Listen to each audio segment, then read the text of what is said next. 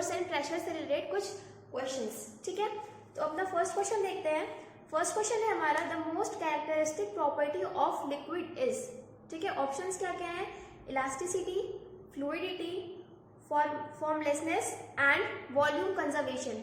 कह रहा है कि प्रॉपर्टी ऑफ लिक्विड क्या होती है इसमें, ठीक है, जो कि बहुत ज्यादा होती है।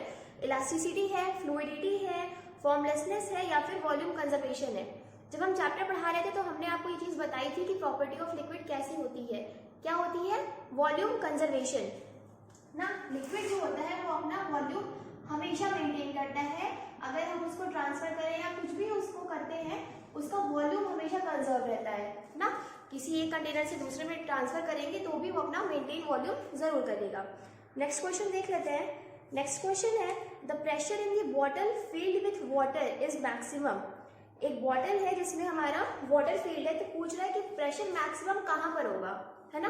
तो ऑप्शंस क्या क्या है, in the middle of bottle, in the top of bottle, first in the top, then in the middle और in the bottom of the bottle, ठीक है। तो प्रेशर मैक्सिमम कहाँ होगा, मिडिल में होगा, टॉप में होगा, पहले टॉप में फिर मिडिल में या फिर बॉटम में। अगर आपने वीडियो नहीं देखी है तो आप वीडियो देख लीजिए, क्योंकि ये सारे कॉन्सेप्ट्स वीडियो में हमने क्लियर कराए हैं कि जो प्रेशर होगा वो कहाँ होगा, in the bottom of the bottle, in the bottom of the bottle. Bottle के बॉटम में हमारा जो प्रेशर है वो सबसे मैक्सिमम होगा।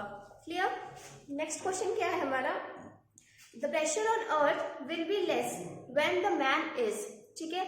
एक मैन है, उस मतलब वो अर्थ पे प्रेशर लगा रहा है, तो जो प्रेशर है वो सबसे विल बी लेस कब होगा, जब man is lying, sitting, standing bye 1 foot, standing bye 2 foot. तो हमने क्या देखा था कि जो हमारा प्रेशर है वो फोर्स और एरिया पे डिपेंड करता है ना, डायरेक्टली और इनवर्सली। तो प्रेशर कम कब लगेगा, जब एरिया ज्यादा होगा। एरिया ज्यादा कब होगा, when the man is line करेगा, मतलब जब वो लेटा होगा एरिया ज्यादा कवर करेगा, दैट मीन्स उसमें प्रेशर कम पड़ेगा। तो the pressure on the earth will be less when the man is line लेटने वाला लाइन, झूठ बोलने वाला लाइन नहीं, ठीक है, कंफ्यूज नहीं होना। मैन लेटा है तब प्रेशर सबसे कम होगा। Okay, now our next question is, a steel ball is floating in a trough a mercury, ठीक है। स्टील बॉल फ्लोट कर रही है मरकरी पे। तो if we fill the empty part of the trough with water, एक trough में mercury है, उसमें स्टील बॉल हमारी क्या कर रही है, फ्लोट कर रही है। अगर ट्रफ थोड़ा खाली है, मान लेते हैं कुछ ट्रफ है हमारा, इसमें मरकरी है, ठीक है, और यहाँ पर हमारी स्टील बॉल है वो फ्लोट कर रही है।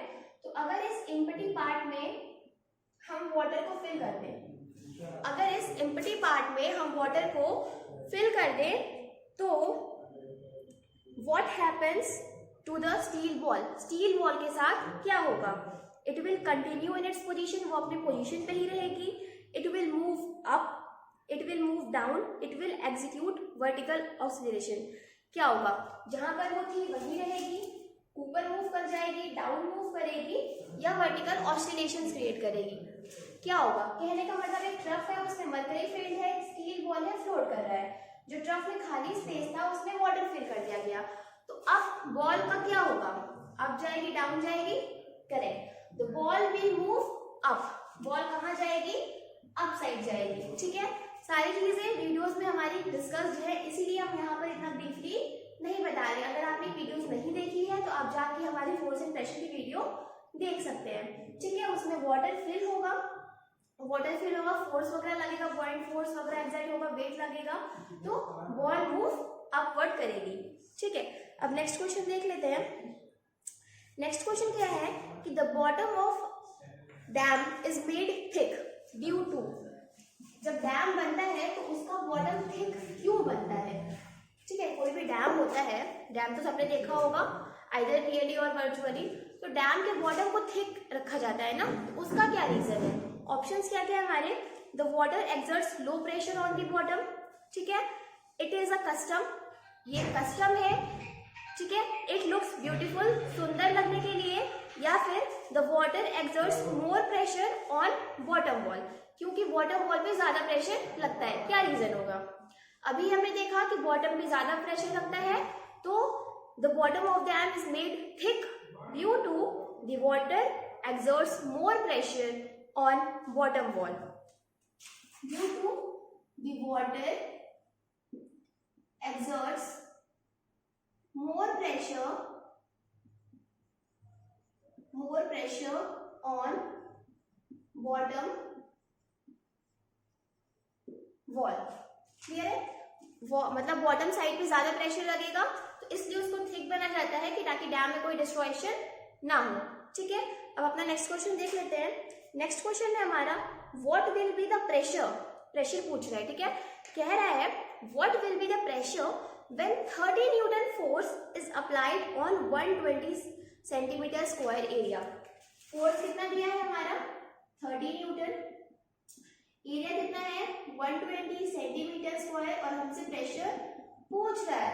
ठीक है, हमने फॉर्मूला पढ़ा था कि प्रेशर क्या होता है, pressure equals to force upon area, और इसकी यूनिट भी देखी ना, newton per metre square, but यहाँ एरिया किसमें है? सेंटीमीटर स्क्वायर में।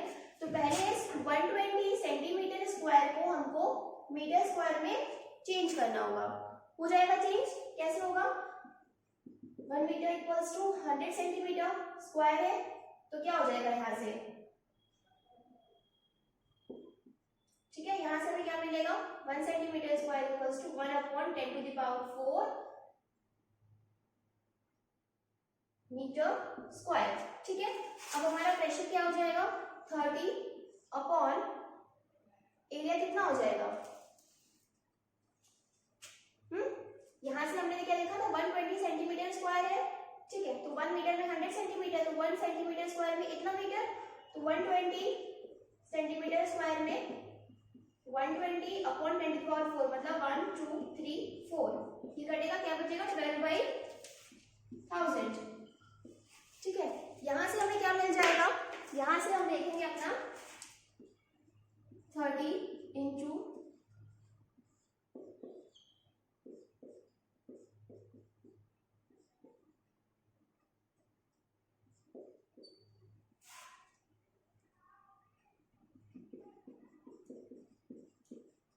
ठीक है, ये आएगा। इसको आप आगे फर्दर सॉल्व कर सकते हो। ठीक है, इसको सॉल्व करने पे जो हमारा आंसर आ जाएगा वो हो जाएगा 2.5 इंटू 10 टू द पावर 3। क्या आ जाएगा? 2.5 into 10 to the power 3 newton per metre square. देखो 10 टू द पावर 3 तो हमारे यहाँ का हो गया, और 2.5 जो आएगा ये 5 डिवाइड बाई 3 करने पे आएगा। 5 डिवाइड बाई 3 करने पे हमारा 2.5 आ जाएगा।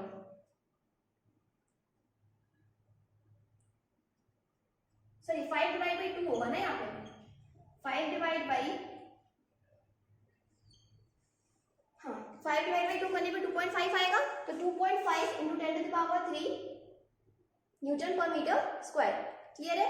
हमने बताया था कि pressure equals to force upon area होता है। उसी फॉर्मूले से पहले हमने एरिया का और साथ ही यूनिट बताया था ना कि प्रेशर का यूनिट क्या होता है। तो पहले यूनिट चेंज किया, यूनिट करने के बाद हम अपने फॉर्मूला में रख के सॉल्व कर देंगे तो हमारा आंसर आ जाएगा। ये भी सबको क्लियर है? तो इजी कैलकुलेशंस ही आएंगे, बस ये है कि आपको अपनी प्रैक्टिस की स्पीड इंक्रीज करनी पड़ेगी ताकि आप मैथ्स ज्यादा से ज्यादा क्वेश्चन सॉल्व कर सकें। ठीक है, तो ये भी हो गया। अब हम देख लेते हैं अपना नेक्स्ट क्वेश्चन।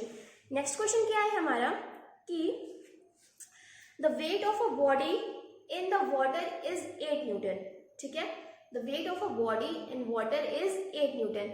वाटर में बॉडी का वेट कितना है? 8 न्यूटन, विच डिस्प्लेसेस 2.5 न्यूटन वाटर, विच डिस्प्लेसेस 2.5 न्यूटन वाटर। मतलब डिस्प्लेस्ड वाटर कितना है? ये क्या है? डिस्प्लेस्ड वाटर, डिस्प्लेस्ड वाटर है, और कह रहा है कि the weight of body in water, weight कितना है? 8 न्यूटन, है ना। Weight of body in water is 8 Newton, which displaces 2.5 Newton water.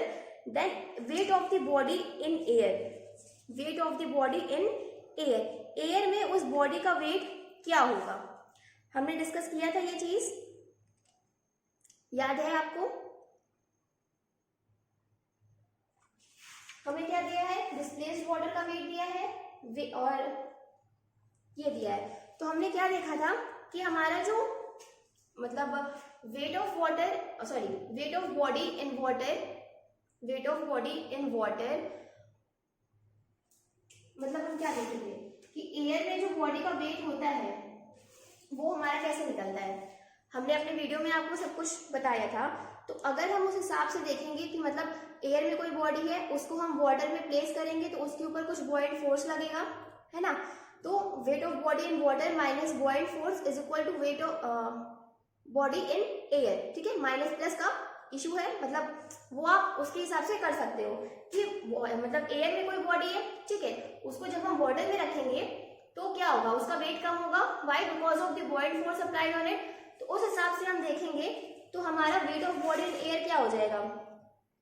हमें क्या करना पड़ेगा, displaced water plus weight of body in water को ऐड करना पड़ेगा, तभी तो एयर में वेट कितना है ये पता चलेगा। क्योंकि वाटर में बॉडी का वेट कम हो जाता है, वाटर में बॉडी का वेट कम हो जाता है, ठीक है, एयर के मुकाबले। तो वो मतलब और जो वेट जो वेट डिस्प्लेस होता है, जो वाटर बॉडी डिस्प्लेस करती है, उसी के होता है।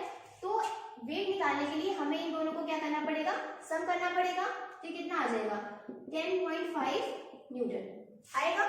ऑप्शंस क्या क्या है हमारे, ऑप्शन है 10.5 Newton, 6.5 Newton, 8 Newton and none of this. तो हमारा आंसर क्या हो जाएगा, 10.5 न्यूटन। अगर अभी आपको ये कॉन्सेप्ट समझ में नहीं आ रहा है तो आपको वीडियो देखनी ही पड़ेगी, क्योंकि वहां पर हमने अच्छे से ये चीज समझाई है, ठीक है। आप वहां देखोगे तो वहां पर आपको क्लियरली सब कुछ समझ में आएगा। तो आपको वो वीडियो देखना ही पड़ेगा प्रैक्टिस क्वेश्चन सॉल्व करने के लिए, ठीक है। चलिए नेक्स्ट क्वेश्चन देख लेते हैं। नेक्स्ट क्वेश्चन है, body has a weight 50 newton in air, ठीक है। कोई बॉडी है, उसका एयर में वेट कितना है, 50 Newton. After immersing completely in liquid its weight is 20 Newton.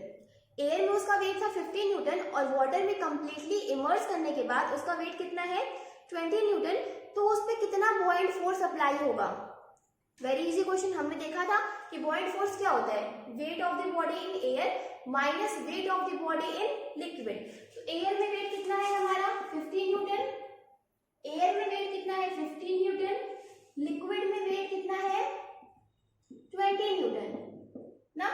तो बॉइंट फोर्स कितना हो जाएगा, बॉइंट फोर्स हो जाएगा 50 minus 20 that equals to 30 newton होगा। ऑप्शंस क्या क्या है हमारे, 30 newton, 70 newton, 2.5 newton and none of this. So our answer is 30 newton. Clear. अब देख लेते हैं अपना नेक्स्ट क्वेश्चन। नेक्स्ट क्वेश्चन है हमारा, when F and 4F, when F and 4F forces are exerted on similar area। एक कोई same area है, सपोज मान लेते हैं हमारी कोई टेबल है, ये हमारी कोई टेबल है, इस पे दो फोर्स अप्लाई हो रहे हैं। एक फोर्स F है और दूसरा फोर्स कितना है, 4F है। दो फोर्स अप्लाई हो रहे हैं F और 4F। तो रेशियो ऑफ प्रेशर क्या होगा, इन दोनों के प्रेशर का रेशियो क्या होगा। तो प्रेशर क्या होता है, फोर्स अपॉन एरिया, ठीक है, फोर्स अपॉन एरिया होता है। अब हमारा एरिया तो सेम है ना। मान लेते हैं जिसका फोर्स, देखिए एरिया सेम है तो एरिया हम दोनों का ए मान लेंगे, है ना। अब पहले का फोर्स F है, दूसरा फोर्स 4F है। तो अगर हमें P1 अपॉन P2 करना हो तो हम क्या लिखेंगे, F upon A divided by 4F upon A होगा। तो यहाँ से हमारा ए कट जाएगा, 3 क्या बचेगा, F upon 4F equals to 1 upon 4। तो P1 रेशियो P2 कितना आ गया, 1:4, 1:4 आया। ऑप्शन क्या क्या है हमारे, 4:1, 1:2, 1:4 एंड 2:1। सो हमारा करेक्ट आंसर क्या है, 1:4। चलिए नेक्स्ट क्वेश्चन देख लेते हैं। नेक्स्ट क्वेश्चन है, in a glass of water, एक ग्लास ऑफ वाटर है, उसमें the ice is floating such that some part of ice is above the water, ठीक है। एक ग्लास है पानी का ग्लास है जिसमें आइस फ्लोट कर रही है और इस तरीके से फ्लोट कर रही है कि आइस का थोड़ा सा पार्ट हमारा वाटर के ऊपर है, ठीक है। If the ice melts completely then what level of water, ठीक है। मतलब कहने का क्या है, मतलब कहने का ये है कि एक ग्लास है, ग्लास में हमारा क्या है, पानी है, पानी में बर्फ हमारी फ्लोट कर रही है, और किस तरीके से फ्लोट कर रही है कि उसका थोड़ा सा पार्ट जो है वो हमारा पानी के ऊपर है, ठीक है। ऐसे कुछ मान लेते हैं, यहाँ पे वाटर है और ये हमारी आइस है। कह रहा है कि अगर ये आइस हमारी कंप्लीटली मेल्ट हो जाती है, अगर ये आइस हमारी कंप्लीटली मेल्ट हो जाती है तो लेवल ऑफ वाटर क्या होगा, ठीक है। अब ध्यान से देखना, यहाँ पर हमारा आइस है, मतलब इतना आइस मान लेते हैं कि हमारा वाटर के अंदर क्या है, डिप्ड है, ठीक है। इसने कुछ डिस्प्लेस किया होगा, कुछ जगह डिस्प्लेस की होगी, कुछ वाटर डिस्प्लेस किया होगा, ठीक है। मतलब इतना एरिया आइस ने ले रखा है। अब जब ये मेल्ट हो जाएगी तो मेल्ट होने के बाद भी ये अपना उतना ही एरिया लेगी ना। आइस है, उसने कुछ एरिया है, कुछ वाटर डिस्प्लेस किया होगा जब वो अंदर डिप हुई होगी। डिप होने के टाइम जब कुछ वाटर डिस्प्लेस किया होगा तो मेल्ट होने के टाइम पर भी तो वो वाटर डिस्प्लेस ही रहेगा। ऐसा तो है नहीं कि जब सॉलिड में थी तो जितना डिस्प्लेस किया, मतलब मेल्ट होने के बाद उससे ज्यादा डिस्प्लेस कर लिया, ऐसा तो नहीं होगा ना। आइस है तो आइस तो उतनी ही एरिया कवर करेगी, इसलिए जो हमारे वाटर का लेवल रहता है वो सेम होता है। अगर कोई वाटर ग्लास कोई आइस अगर वाटर में डिप्ड है तो जितना एरिया मतलब जितना लेवल पहले था पानी का उतना ही लेवल रहेगा उसके पिघलने के बाद भी, ठीक है। इसमें कंफ्यूज मत होना। तो हमारे ऑप्शंस क्या क्या है, तो level of water will remain same, will increase, can increase और डिक्रीज, और विल डिक्रीज। क्या होगा, the level of water will remain same, ठीक है, उतना ही लेवल हमारा रहेगा। नेक्स्ट क्वेश्चन देख लेते हैं। नेक्स्ट क्वेश्चन है, if the humidity in the air increases. Air है, उसमें ह्यूमिडिटी है, वो इंक्रीज हो गई। एयर में ह्यूमिडिटी होती है, सब जानते हैं, तो वो क्या हुई, इंक्रीज हुई। द एटमॉस्फेरिक प्रेशर विल, मतलब ह्यूमिडिटी इंक्रीज होने पर एटमॉस्फेरिक प्रेशर क्या होगा। ये क्वेश्चन देखो, ये तो हमारे इंपॉर्टेंट नोट से आया है, ये हमने इंपॉर्टेंट नोट से हमारा डिस्कस किया था कि अगर ह्यूमिडिटी बढ़ती है तो एटमॉस्फेरिक प्रेशर क्या होता है, इंक्रीज होता है ना। डिक्रीज होता है। ह्यूमिडिटी बढ़ने पर क्या होगा, डिक्रीज होगा। तो ऑप्शंस क्या क्या हैं, decrease, increase, first increase then decrease and remain same. So atmospheric pressure will decrease. ये बात हमने इंपॉर्टेंट नोट्स में डिस्कस की थी, तो आपको वो वीडियो देखना पड़ेगा अगर आपने नहीं देखी है तो, ठीक है। नेक्स्ट क्वेश्चन पे आते हैं। नेक्स्ट क्वेश्चन है, the depth of the dam is 240 metre, ठीक है। क्या कह रहा है, एक डैम है, उसकी डेप्थ दी है 240 मीटर्स, ठीक है। मतलब हम समझ सकते हैं कि वो उसकी हाइट है। तो हाइट ऑफ डैम कितनी दी है, 240 मीटर, ये दी है height of dam, depth of dam. अब कह रहे हैं the pressure of water is, pressure of water क्या होगा, ठीक है। इसमें कह रहा है कि take G is equals to 10 metre per second square. G कितना लेना है, 10 मीटर पर सेकेंड स्क्वायर। और इसमें कह रहा है कि the density of liquid is 1000 kg पर मीटर क्यूब। डेंसिटी और रो कितना दिया है, 1000 kg पर मीटर क्यूब। तो यहाँ पर हमें प्रेशर निकालना है। प्रेशर किसका निकालना है, डैम में। डैम में क्या होगा, लिक्विड होगा, तो प्रेशर इन लिक्विड का फॉर्मूला हमने देखा था, क्या होता है, P equals to H rho G। तो ये क्या हो जाएगा, 240 इंटू 10 इंटू 1000। अब अगर बात यूनिट की करें तो सब अपने ऐसा यूनिट्स में ही है, यूनिट चेंज करने की कोई जरूरत नहीं है। तो यहाँ से हमें क्या मिल जाएगा, 24 इंटू 10 टू द पावर 3 4 5, और ठीक है 24 into 10 to the power 5 pascal. Pressure का क्या होता है, पास्कल होता है, हमने देखा था, ठीक है, या फिर न्यूटन पर मीटर स्क्वायर, ठीक है। अब इसमें ऑप्शंस क्या क्या है, 2 पॉइंट, ओके पॉइंट में है, ये कितना हो जाएगा, ये हमारा हो जाएगा 2.4 into 10 to the power 6 newton per metre square, इतना हो जाएगा। कोई डाउट इसमें, पॉइंट में तो चेंज करना सबको आता होगा, ठीक है। तो ऑप्शंस क्या क्या है, 2.4 into 10 to the power 5 newton per metre square, 2.4 into 10 to the power 8 newton per metre square, 1.2 into 10 to the power 6 newton per metre square and 2.4 into 10 to the power 6 newton per metre square. तो हमारा answer क्या हो जाएगा, 2.4 into 10 to the power 6 newton per metre square. इतनी बात clear है। अब देख लेते हैं अपना नेक्स्ट क्वेश्चन। नेक्स्ट क्वेश्चन क्या है, कह रहा है कि water, mercury and spirit are filled in some pots 1 by 1। 3 liquids है हमारे पास, 3 फ्लूइड्स है हमारे पास, वाटर है, मरकरी है और स्पिरिट है, जो अलग अलग पॉट्स में एक एक करके डाला गया है। अब कह रहा है in which of the following pots the pressure will be maximum on the bottom of the pot, किस पॉट में बॉटम में प्रेशर मैक्सिमम होगा। तो ये भी चीज हमने अपनी वीडियो में डिस्कस की थी कि मतलब अगर ढेर सारे फ्लूइड्स हैं तो किस चीज के ऊपर हमारी प्रेशर डिपेंड करेगा, ठीक है, डेंसिटी पे डिपेंड करेगा। तो डेंसिटी किसकी ज्यादा है, वाटर की, मरकरी की, स्पिरिट की, mercury. So our option is mercury pot, answer is are mercury pot. Options क्या है देख लेते हैं, mercury pot, spirit pot, water pot, none of these. So our answer is mercury pot. चलो next question देख लेते हैं। नेक्स्ट क्वेश्चन है हमारा 1 newton is the force which produces, 1 newton is the force which produces an acceleration of 1 meter per second square on a body of mass 1 gram। सही लग रहा है? नहीं, यूनिट भी सही नहीं है। सेकंड क्या है, an acceleration of 1 centimeter per second square on a body of mass 1 gram। ये ना, ये भी सही नहीं है ना। नेक्स्ट ऑप्शन क्या है, an acceleration of 1 meter per second square on a body of mass 1 kg।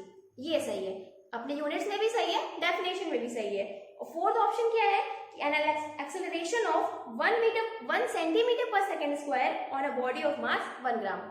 तो हमारा ऑप्शन थर्ड करेक्ट था। क्या था, 1 newton is the force which produces an acceleration of 1 meter per second square on a body of mass 1 kg। ठीक है, ये हमने notes में देखा था। चलो नेक्स्ट क्वेश्चन देख लेते हैं। नेक्स्ट क्वेश्चन तो बहुत ईजी है, पूछ रहा है कि pressure is scalar quantity, vector quantity, both या फिर नन ऑफ दीज। क्या होगा, correct, pressure is a scalar quantity, discuss किया है हमने। चलो नेक्स्ट क्वेश्चन है, one boy is carrying a bucket of water by his one hand and would cube with his another hand. मतलब एक लड़का है, वो अपने एक हाथ में बाल्टी, मतलब पानी की बाल्टी लेके जा रहा है और दूसरे हाथ में वुड का क्यूब है, ठीक है। If he places the wood cube in the bucket of water, अगर वो उस वुड क्यूब को पानी की बाल्टी में डाल देता है, then he will feel same weight, more weight, less weight, none of this. क्या होगा, सोचो, थोड़ा सा ब्रेन लगाओ, छोटा सा, ठीक है। क्या कह रहा है, एक लड़का है, एक हाथ में पानी की बाल्टी है और दूसरे हाथ में वुड क्यूब है। अगर वो उस वुड क्यूब को पानी की बाल्टी में डाल देगा तो वेट क्या होगा, पानी की बाल्टी है, वुड क्यूब है, दोनों के ऊपर हमारा फोर्स लग रहा है, बॉइंट फोर्स लग रहा है, पानी की बाल्टी में सॉरी मतलब वेट लग रहा है नीचे, ठीक है, ग्रेविटेशनल फोर्स लग रहा है, दोनों पे लग रहा है। जब हमारा वुड क्यूब को डाला गया पानी की बाल्टी में तो उस पर बॉइंट फोर्स भी लगने लगेगा ना।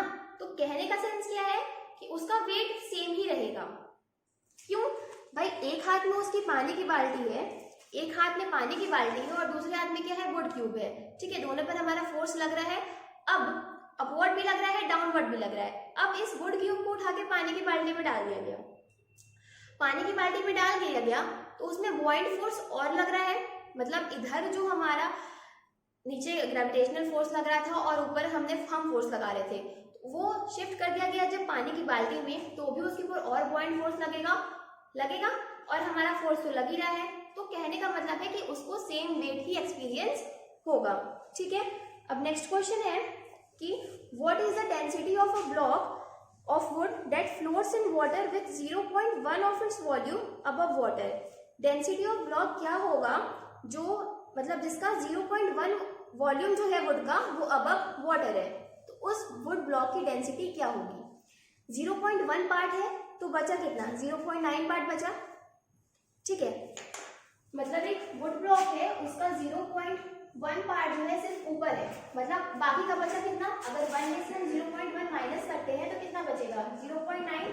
दैट मीन 0.9 पार्ट उसका अंदर है, तो डेंसिटी हमारी 0.9 हो जाएगी, ठीक है। ऑप्शंस क्या क्या है, 0.9 ग्राम पर सेंटीमीटर क्यूब, 9 ग्राम पर सेंटीमीटर क्यूब, 0.1 ग्राम पर सेंटीमीटर क्यूब या फिर 10 ग्राम पर सेंटीमीटर क्यूब। तो हमारा आंसर क्या हो जाएगा, 0.9 ग्राम पर सेंटीमीटर क्यूब। क्लियर है। चलो नेक्स्ट क्वेश्चन देख लेते हैं। नेक्स्ट है, when two bodies A and B are dipped completely in liquid. दो बॉडीज है ए और बी, दोनों को कंप्लीटली डिप कर दिया गया है लिक्विड में, ठीक है। There is an equal apparent loss of weight of both the bodies in the liquid, ठीक है। मतलब दो बॉडीज है ए और बी, दोनों को लिक्विड में डिप किया गया, तो जो डिस्प्लेसमेंट ऑफ वाटर हुआ वो दोनों के द्वारा सेम हुआ, ठीक है। तो पूछ रहा है कि then we can say that they have equal volume, same density, equal weight in air या फिर इक्वल वेट इन वाटर। अब दोनों सेम वाटर डिस्प्लेस की हैं तो जाहिर सी बात है कि एयर में उनका सेम वेट रहा होगा तभी तो सेम मतलब वाटर डिस्प्लेस की है। करेक्ट ऑप्शन क्या हो जाएगा, they have equal weight in water, ठीक है। अब नेक्स्ट क्वेश्चन क्या है, an atmosphere is a unit of pressure, is a unit of force, gives us an idea of composition of air, is the height above which there is no air. हमने अपनी video में discuss किया था कि pressure की different units क्या होती हैं, तो उसमें से एक यूनिट हमारी एटमॉस्फेयर भी थी, ठीक है। तो आंसर क्या होगा, an atmosphere is a unit of pressure. Okay, next question क्या है, the piece of wood floats on water surface. एक पीस ऑफ वुड है वो वाटर सरफेस पे फ्लोट कर रहा है। The thrust on the piece of wood will be, जो थ्रस्ट होगा उस वुड पे, थ्रस्ट क्या होता है, अपवर्ड फोर्स, हम देखे थे, डिस्कस किए थे। तो वुड पे वो क्या होगा, 0 होगा, greater than the weight of wood piece होगा, greater than weight of greater than weight of wood piece और less than weight of wood piece. तो थ्रस्ट क्या होगा, greater than the weight of wood piece, ठीक है। Next question है कि a book and a copy are placed on a table. एक table है, उस पे एक बुक रखी गई है और एक कॉपी रखी गई है, ठीक है। The pressure is same on the table, दोनों जो प्रेशर अप्लाई कर रहे हैं टेबल पे वो हमारा सेम है। The masses of book and copy are 0.54 kg and 0.75 kg, 0.4 kg and 0.75 kg, ये हमारा मास दिया गया है, ठीक है। ये किसका है, बुक का है, और ये किसका है, कॉपी का है। दोनों सेम प्रेशर अप्लाई कर रहे हैं। तो पूछ रहा है कि if the area covered by the copy is 2.25 metre square, तो कॉपी का एरिया कितना है, 2.25 मीटर स्क्वायर, ठीक है। कॉपी का एरिया इतना दिया है।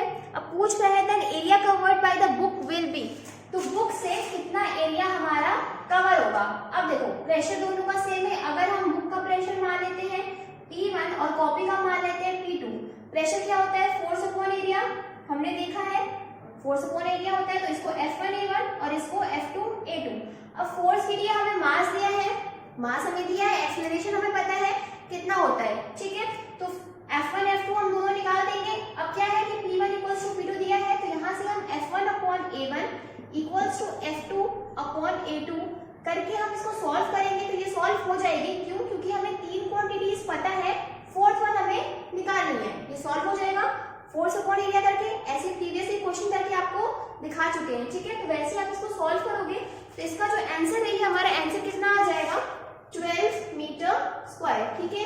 ये हमारा आंसर आएगा, ठीक है। अगर नहीं आता है, अगर आपको करने में कोई प्रॉब्लम आती है तो आप कमेंट करके हमको बता देना, ठीक है। अब हम देख लेते हैं अपना लास्ट क्वेश्चन। लास्ट क्वेश्चन क्या कह रहा है कि the balls of iron and aluminium of same diameter are dipped in water. दो बॉल्स है, एक आयरन की है और एक एल्युमिनियम की है, दोनों का डायमीटर सेम है, ठीक है। एक आयरन की बॉल है और एक एल्युमिनियम की बॉल है, और दोनों का जो डायमीटर है वो क्या है, सेम है, ठीक है। आर डिप्ड इन वाटर, दोनों को वाटर में डिप्ड किया गया है। तो which is the correct statement, correct statement हमारा क्या है, पहला स्टेटमेंट है कि the up thrust on iron ball will be more than the aluminium ball. Iron ball पे एल्युमिनियम बॉल से ज्यादा अप थ्रस्ट लगेगा। Second is the up thrust on aluminium ball is more than the iron ball, aluminium ball पे ज्यादा up thrust लगेगा iron ball से। The up thrust on both balls will be same, दोनों balls पे same up thrust होगा, या फिर none of the above, ठीक है। कौन सा ऑप्शन, कौन सा स्टेटमेंट हमारा करेक्ट है। अब यहाँ अप थ्रस्ट की बात हो रही है ना, up thrust that means बॉइंट force. हमने अपनी वीडियो में देखा था कि बॉइंट फोर्स क्या होता है, ठीक है। बॉइंट फोर्स क्या होता है, अब देखो फोर्स है एरिया, मतलब बॉइंट फोर्स लग रहा है, और इन दोनों पे कैसे लगेगा, ज्यादा लगेगा कि दोनों पे सेम लगेगा। तो दोनों का डायमीटर हमारा सेम है, दैट मीन्स दोनों का एरिया सेम है, एरिया सेम है तो दोनों पे अप थ्रस्ट हमारा सेम लगेगा। तो हमारा करेक्ट ऑप्शन क्या हो जाएगा, the up thrust on both the balls will be same, the up thrust on both the balls will be same. तो स्टूडेंट्स अभी के लिए इतना ही, नेक्स्ट वीडियो में हम डिस्कस करेंगे अपने कुछ और प्रैक्टिस क्वेश्चंस नेक्स्ट चैप्टर से related. So till then keep watching and thank you.